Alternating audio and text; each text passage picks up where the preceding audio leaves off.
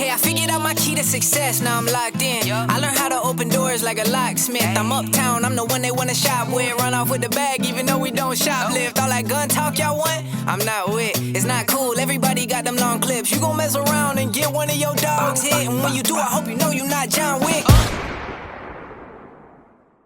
What up? Welcome back. Now locked in with DK and Atwood. I'm Atwood, killer to my left as always. DK back on the mats here at the Next Element Academy. We're back. Yeah, besides it being hot as hell outside. Well, we're in Myrtle Beach, man, and it's like the humidity down here in Myrtle Beach, South Carolina. For people that don't know where that is, it's in South Carolina. It's right, obviously, on the coast. Yeah. And the humidity, dude, it was like 80% the other day, dude. And I was hotter than normal. Man, I'll go outside for 20 minutes to, like, play with my son a little bit because he loves being outside, you know. And I love that, you know. I'm like, dude, we got to go in, man. Mm-hmm. You know, kids will play outside. Ocean is hot. I mean, look at that hurricane, dude. Yeah. Because of how hot the ocean is. I know, dude. I saw yesterday they said that I think it got up to 180 miles per hour. That is fucking nuts, dude. And it's in the Gulf. Dude, I wonder where it's going. It's I haven't scary. even. It was supposed to smash Jamaica today, and I think it was still it's got to be Category 5. Oh, it's a 5. I mean, 180 miles an hour, dude. Last I heard it was a 4. So I don't know. Yeah, man. I don't know, man. But whatever goes down in Jamaica, I hope that the best. Obviously, hope the best for that. But and then his name's Burl. Burl. Burl, I think, is the name of the hurricane. Wow. Shit name. Yeah. No offense to anybody that might be named Burl. Oh, Burl's going to comment. Like, guys. It's a score. Yeah.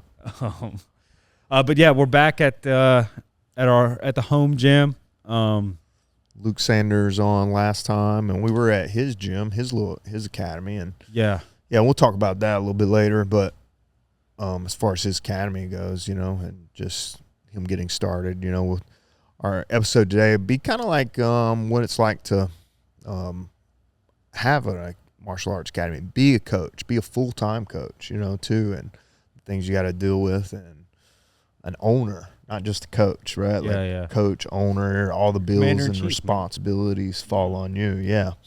So, yeah, we'll talk about that a little bit later. But first, you know, UFC 303 main event. Yeah.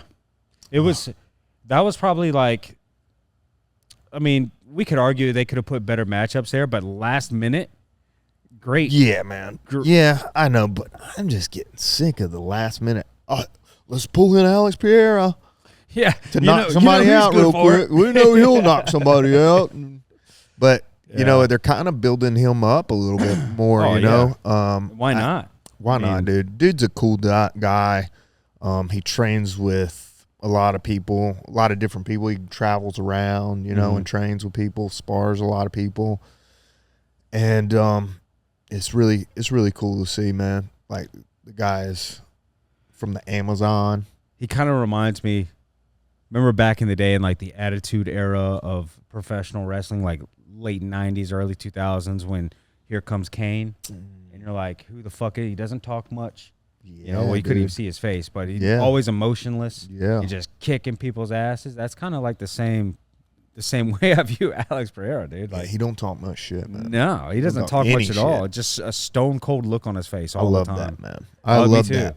Me too. I love that, but the fans don't. You know, fans like people that talk. Yeah. You know, and talk a bunch of craziness. I like both, man. I like to see a guy who's like humble and does well. I like to see a guy who doesn't say shit. He's like a mime.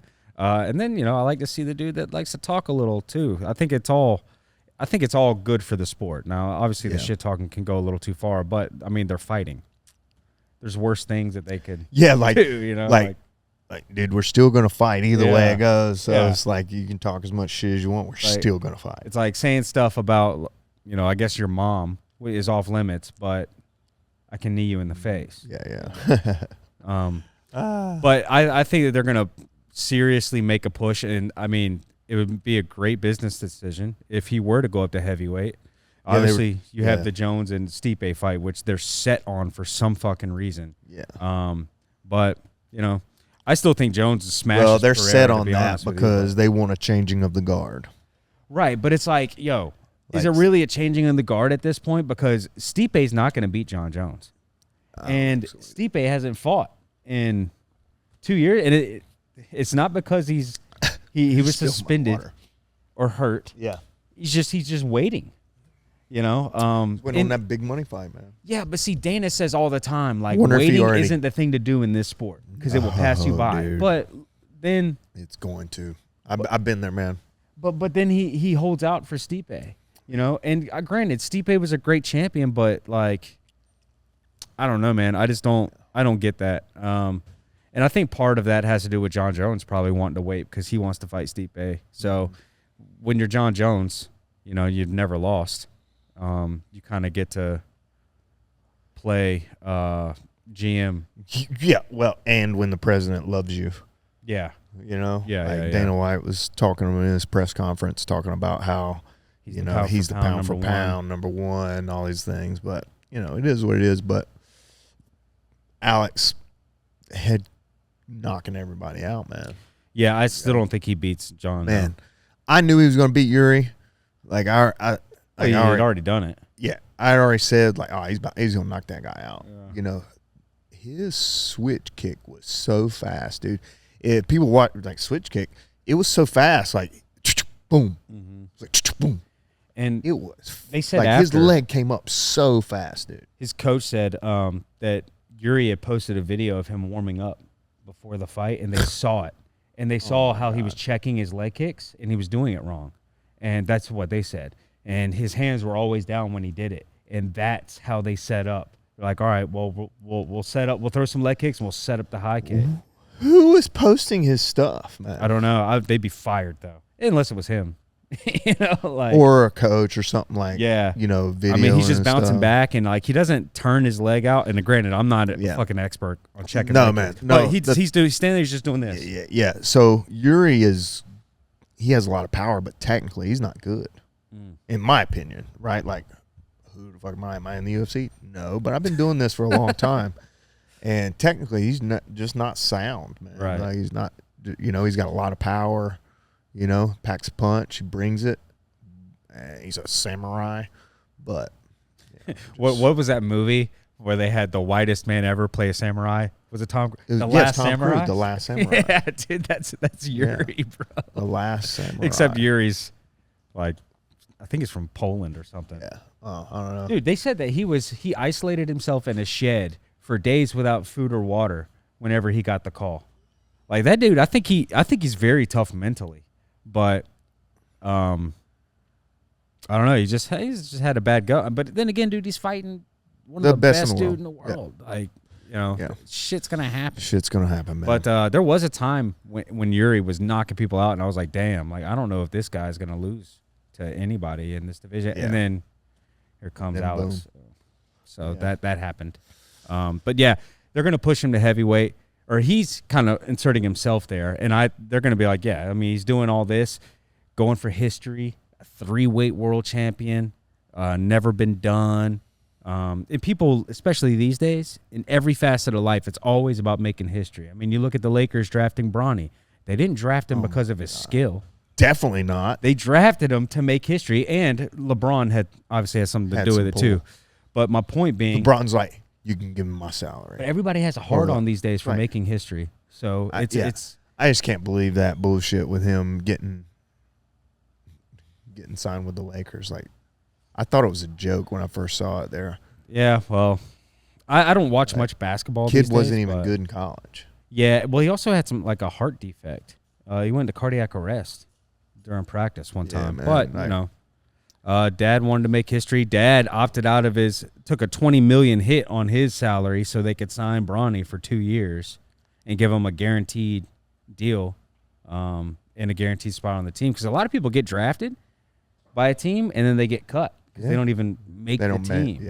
So same way, a lot of that happens in the MLB. Oh, really? You know? Yeah, but obviously Major League, you go to farm teams and different things like that. That happened to a buddy of mine. He played for South Carolina. Tanner English. Do you know who that is? No. I remember people were saying like in high school he was going to try out for like the fucking Yankees and shit. I don't know if that's true, but he ended up making it to the MLB. But I don't know, something happening. That's like Summer's very good husband, Andrew Beckwith. That was a pitcher at Coastal Carolina when they won the World Series, won MVP, most valuable player of the World Series, man. Yeah, but didn't he decide he didn't want to play baseball? He got drafted by Kansas City Royals, played on, I think, 2 years. And, yeah, I think he just kind of like, I don't think they wanted him back or either then. He had a kid, man, so there's a lot of stuff changed, but I don't know, man. I mean, the guy played at the highest level, you know. Yeah. He won a World Series, has a big giant ring, you know, like that's awesome. Yeah, like you can be that good. Yeah, Hall of Famer at Coastal Carolina, like, you know. Yeah. But yeah, it's pretty cool to kind of associate with him and kind of talk with him sometimes, you know, about everything but yeah, and you know, I think that going back to Pereira, he's definitely going to make a run at heavyweight, and at this point, like, let the guy do it. Yeah, you know, it's not like he's lost one fight, so just let him go. But another guy that we are talking about that is an up and comer, came off the Contender Series. He's 4-0, I think, in the UFC now. 9-0 total. Talbot. Peyton Talbot. That dude. Now I'll say this. I told you the tattoo, man, kind of looks like a glory hole, but you know, the dude is solid, man. He is solid. Yeah, he's got a good striking. Yeah. They're 5'10" with a 70-inch reach, man. That's crazy. Yeah. I'm 5'11", got 69-inch reach, but he's a 35er, so you don't get a whole lot of guys with a big long reach like that. Yeah. You know? And I think that you know, and I'm not just, you know, jumping on the hype train or whatever. I watched this dude's last fight and I thought, it was like, damn, like he can be good. And then watching this last fight, you know, 19 seconds with a jab, you know, it's like I think that if they start giving him the right competition, and by right I mean like not throwing him to the dogs, but giving him decent fights, like Sean, right? They'll build him up, O'Malley. And then he'll be fighting for a title. Yeah, he'll be fighting Sean O'Malley later. But with Sean O'Malley, though, it's not like, I mean, Eddie Wineland, sure, on the way up, right? But he was fighting for belts at one point in his career. Yeah. What's the other one? Almeida. Like, that dude had a pretty good UFC career as well. Like, he was fighting guys that were on the way down, but they had been up there, so they weren't like cans. You know what I'm saying? Yeah. So he's gonna be a savage. Yeah. I like the way his style, way he fights and stuff like that. Haven't seen much of his jiu-jitsu. Neither have I, because I know he has one submission and 7 knockouts, but just the stand-up game alone would be a fun striking match to watch between him and O'Malley. You know, and they're both lengthy as hell for that division. I don't know what, and they both have like the way they can find the shot. You know what I'm saying? Like, yeah, it's really neat. Were there any other fights on that card that kind of stood out? I mean, you look at Ian Gary and MVP. That was kind of I thought Ian Gary would beat him, and I thought he would probably wrestle him, and he did. Yeah. But besides that, there was really no fights that I was like, oh yeah, you know, let's go. Right. Yeah. Me either. Me either, man. It is what it is, dude.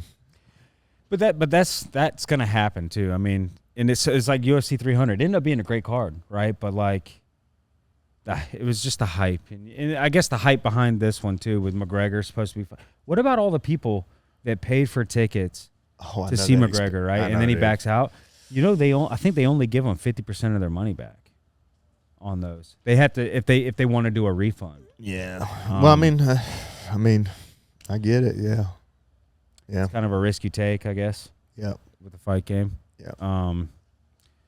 So yeah, it was a good event. Don't get me wrong. It's great card and all. But let's transition. You know, we're back in our home gym now. Yeah, and we talked about, you know, we went and visit Luke Sanders. I keep wanting to play Saunders. Dude, I did that for the longest time because I swear I heard John Anik say Saunders one time. That's why I asked him. I was like, "Is it Sanders or Saunders?" I've heard it pronounced both. Yeah, Luke Sanders. Yeah, we went over at his place when we went up to Charleston to, you know, for fights. Yeah, we had 5 people fight, a couple weeks ago, and it was we had a good night. Didn't go as good as I wanted it to go. We had our 2 out of our 3 MMA fights. We had 1 loss and 1 draw, which is something you don't always see, right? Like you don't always see a draw in fighting, period. And so that was kind of tough. Especially because of how it came about. Yeah, man. Like he lost a point last round for throwing elbows to the body. He's an amateur, so he can't throw elbows at all. And so they he was going to town on these. Boom, boom. He hit him like 4 or 5 times, man. Dude, yeah. And I'm like, what are you doing? I think I was standing over near the locker room, and so I see that, and immediately I'm like, oh. No. And then there's another dude behind me is like, what is he doing? And another guy's like over here, he doesn't know the rules. He's like, hell yeah, give him more. and just trying to look at him. Man, but that's crazy. And then he got a draw, so he was definitely winning that fight. Yeah, and so, as a coach, on the sideline, I'm like, I'm cringing because like, you didn't hear the rules in the background? So I said that to him. And I think he got a little irked with me, so I just like shut up. It's not the time to like make a fighter mad, But I made a joke because he's always talking about, like, before we went there, we're at the hotel. He's like, yeah, I like to watch Corey Sandhagen beforehand. Like, gets me pumped up. And I looked at him, I was like, hey, man, you should probably stop watching Corey Sandhagen, and listen to the rules meeting, bro. Yeah. Like, come on, man. But, that's, dude, that was his 3rd fight ever. Yeah. I mean, he's had some kickboxing fights, but as far as MMA, that was his first one. And he's used to fighting in different states, and that's the rules change per state, right? Like in North Carolina, you can throw elbows, stuff, to the body, right? To the body. Yeah, and he had just fought in North Carolina, so that's an adjustment as well. But he got the draw. Yeah, he got a draw. I mean, but it is what it is, man. And so me personally, I'm just over. I'm like rolling through my head. It's like, all right, we got to take care of this, and this. And then you have the whole, not just, taking care of these students that fight, but also like all the other students on top of that, right? Like you have the fighters, you have your regular students, you have your hobbyists, all these people, man, that are super duper important, but your fighters are important too. Yeah. Sometimes the fighters think that they're more important than the regular students. And I wish they would stop doing that. Because you're just like everybody else, man. Yeah. You choose to do this extracurricular thing and fight and try to, that doesn't mean you're more important to this person that wants to try to learn how to protect himself. Yeah. Like when he's out and with his family and everything like that, he's going to have an adrenaline response just like you had in that fight too. And he's going to be in a fight if he's in an altercation, And sometimes fighters get it kind of like construed, right? Like, I'm more important than these regular people. And that's just not the way it should be, man, ever. Yeah, and I imagine as a gym owner and a coach too, it's sometimes it's got to be hard because you have to distribute attention evenly. Yes. Right. And a lot of times the fighters want more attention. Right. And I get it. But, there's a time and a place. So like obviously, we can work more extra hours on this and that and the other. And I'm not saying every fighter's like this. Since we've opened our place, we have kind of like the fighters train with everybody else. Man. Fighters train with everybody else. Then if they want to do private lessons, we do private stuff on the side, but they're all doing classes with everybody else. Yep. It's not every night, man. So, I'm glad that I've kind of like formulated that whole thing, like I guess structure, if you will, or I don't know if it's structure, culture. Yeah, it's a bit of both. Yeah.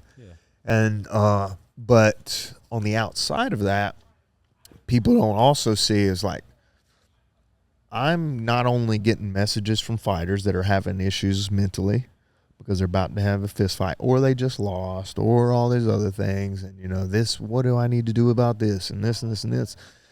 And so I have to kind of talk them through it. Well, I also get messages from the 40-year-old dad who's getting smashed by the young guys even though he's a higher belt, and he is struggling emotionally. You know, like, I don't know what's going on with this. I don't know why I'm not able to connect the dots with this. These people are giving me trouble that shouldn't give me trouble. And this might be 9 o'clock at night, man. You know what I'm saying? And so here I am playing psychologist and trying to figure things out. And sometimes it's tough, man. I get messages on the weekend. Overwhelming. Sometimes it gets overwhelming, man. Yeah. It's like, and it causes a thing with me and my wife, because like, what are you doing on your phone? I'm like, I gotta message this guy back, this, that, and the other. She was like, it's the weekend, and I'm like, you're right. Let me just tell them it's the weekend, and this, that, and the other. Yeah. Like, and so a lot of that kind of gets in the way sometimes, and it's really tough, man. And you're trying to balance keeping the doors open too. Yeah. People come in, they see the people on the mat, they're like, oh wow, he must be doing good. Like, he got all these students, but they don't see, like, all right, we're in a prime location. Mm-hmm. Like, we have full frontal windows. We're a block from the ocean. Like, we literally can walk to the beach. Yeah. I mean, it's not a hat. It's right there. I don't even know if it's a quarter mile away. Mm-hmm. It's like right there. Yeah. And maybe a quarter mile. And, people don't understand. This place gets expensive. During the summer here, we were talking about the heat earlier. Mm-hmm. Summertime, man, we're spending $800 to $1,000 on the power bill. Yeah. A month. There's one month, I think it was $1,200. And I just about puked, So, and then you got the business license every year you got to do. I have to have insurance for people training, which is I think it's about $2,500 a year. And then I have to pay, I have to have a bond. I have to have a $200,000 bond for the state. The state requires me to have a $200,000 bond for, I can't remember all the things, but it's something to do with like the contracts. And if somebody, it's something weird where I have to have a $200,000 bond. Mm-hmm. That's like, $850 a month. I mean, not a month, $85 a month, $850 for the year. Maybe it's $850. Yeah, $850 for the year. So $85 a month for 10 months. So just wild, man. All the little ins and outs that you got to deal with, and now I'm injured, people want to train with me constantly. I'm the head black belt. Why am I not rolling with them? Why don't I roll with them? Why don't I roll? And I do roll. I roll. I used to roll a whole lot more than I do now, but I injured my knee, and everybody's trying to take me out. And if they take me out, that's a feather in their cap, so to claim. Yeah, right? Yeah. And so it gets a little rough, trying to deal with the injuries, trying to deal with the people's mental issues sometimes. Yeah, I don't want to say mental issues, but well, struggling, right. With their training and different things. I've been one of those dudes too, man. Like, I've reached out to you before, like, hey man, like I'm hitting a rut. Like, I don't feel like I'm getting better, feel like, even though I'm here obviously all the time. It's a little bit different with me and you, you have my number. Well, right. But I mean, you told me, I would imagine what you can tell everybody else, right? And it's kind of the only thing that you can tell them. Like, hey, you just have to keep showing up. You got to keep showing up. I mean, that's exactly what you told me. I think you said exactly, like, I'll see you tomorrow. Like, yeah, it's ebbs and flows, right? Right. It's you're on this high, man. You might have tapped a purple belt. You're doing good. You're like, man, I'm like getting up there. And then you have a decline. Yep. Right. It's like something might happen in your life, and maybe not even happen in your life, right? But you hit this decline, right? And then you get down in the lowest of lows, dude, and you're like, oh my God, should I still be doing this? Yeah. Should I just quit? But then you're like, do. And that goes up higher than the last time, right? Yeah, so yeah, it's yeah. the line area, graph. Yeah, yep. And so everybody thinks it's this line, but it's like, but eventually it goes up. It's like stock market, right? Yeah, like, yeah. well, maybe not like stock market, but it eventually it's going up. Maybe like Bitcoin, and To the moon. to the moon, baby. I ain't checked my Bitcoin today. But and I think for me personally, like going back to like whenever I messaged you, because I was a white belt. I think it was just because I kept on rolling with like purple belts and blue belts all the time. I was just getting fucking smashed. Yeah, I think we were talking about the 80-20 rule, right? Yeah, and then I started as like, all right, well, I need to learn to say no sometimes. Yeah, like if they're coming up to me and asking me to roll, like it's not a bad thing. It could mean, well, one, it could mean, oh, this is a guy that I can do whatever to, so I can practice on him, or this guy that's like. Is not as good as me. He's gonna beat my ass, or not necessarily that, but he's at least gonna give me a good roll. Tough, right? Yeah. So I had to start just saying no, and rolling with some people that were more my speed, and then to make me feel it makes me feel better about myself. Obviously, when I'm able to like, use tools and things like that you've taught us. But I was in that position before, man. I was one of those guys messaging you like, yo, what the fuck am I doing wrong? Like, what did you do?